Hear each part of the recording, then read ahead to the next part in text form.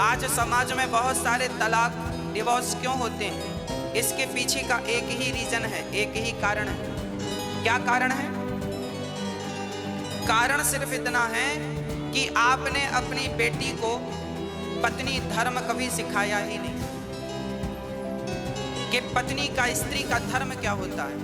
आपने कभी पति का महत्व अपनी बिटिया को बताया ही नहीं। अरे शादी के पहले बेटियों को बताया करो कि बेटा पति भगवान होता है। जैसे नारी बिंदिया ना लगाए तो बिंदिया के बिना उसका माथा सूना दिखता है, उसी प्रकार जीवन में पति ना हो तो पति के बिना ये जिंदगी सूनी होती है। बिना पति के जीवन सूना है।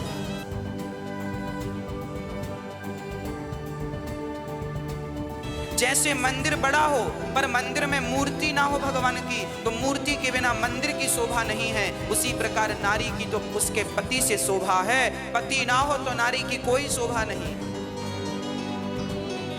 नारी कितनी भी सुंदर हो, नारी की सुंदरता उसकी चमड़ी से नहीं है, नारी की सुंदरता उसके पति से है। इसलिए नारी के पास उसका पति होना जरूरी है। आप अपनी बेटियों को बताया करो कि पति का महत्व क्या है, और अपने बेटों को यह भी बताया करो कि बेटा नारियों की इज्जत कैसे की जाती है, नारी क्या है। बहुत सारे पति ऐसे होते हैं मूर्ख क्वालिटी के, बहुत सारे, सब नहीं, कुछ पति ऐसे होते हैं जो अपनी पत्नियों को पांव की जूती समझते हैं। तुम तो हमारे पांव की जूती हो। ये मूर्ख कोटि के पति, थर्ड क्वालिटी, घटिया।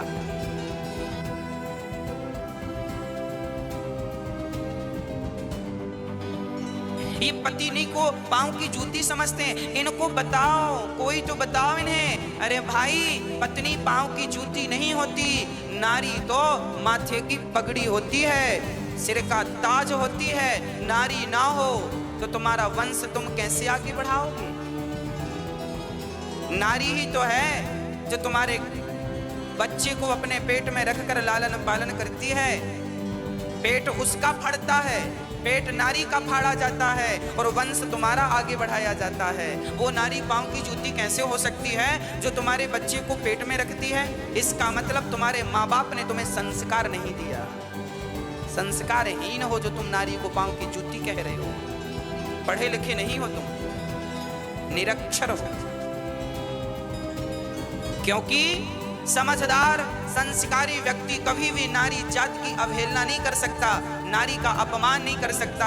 अरे जो जानता है मैं माँ से ही तो पैदा हुआ हूँ, जिस माँ के पेट में, जिस नारी के गर्भ में मैं 9 महीने रहा हूँ, भला मैं अपनी वाणी से उस नारी का अपमान कैसे कर सकता हूँ? और यदि करूंगा तो मेरे जैसा नमक हराम कौन होगा?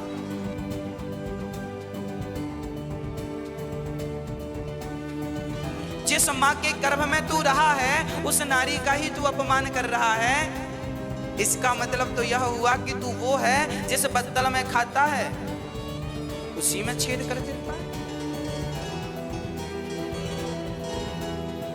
इनको बताओ बाबा, नारी का सम्मान करना चाहिए।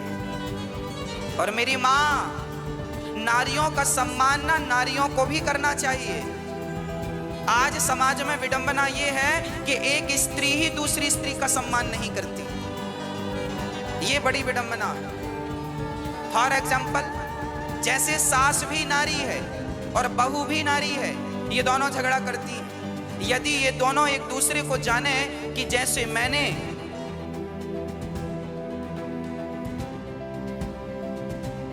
जीवन में कष्ट उठाया है ऐसे ये भी नारी है, इसे भी कितना कष्ट उठाना पड़ता है, कितनी जिम्मेदारियां होती हैं नारी के जीवन में।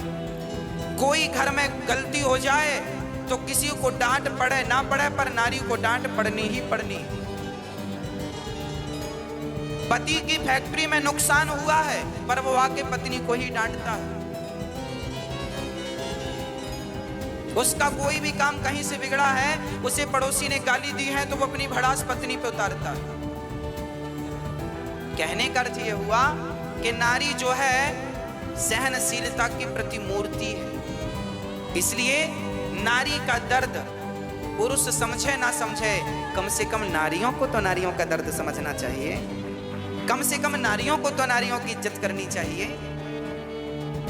सास को चाहिए कि बहू का सम्मान करे, बहू की इज्जत करे, और बहू को चाहिए कि सास का सम्मान करे, सास की इज्जत करे।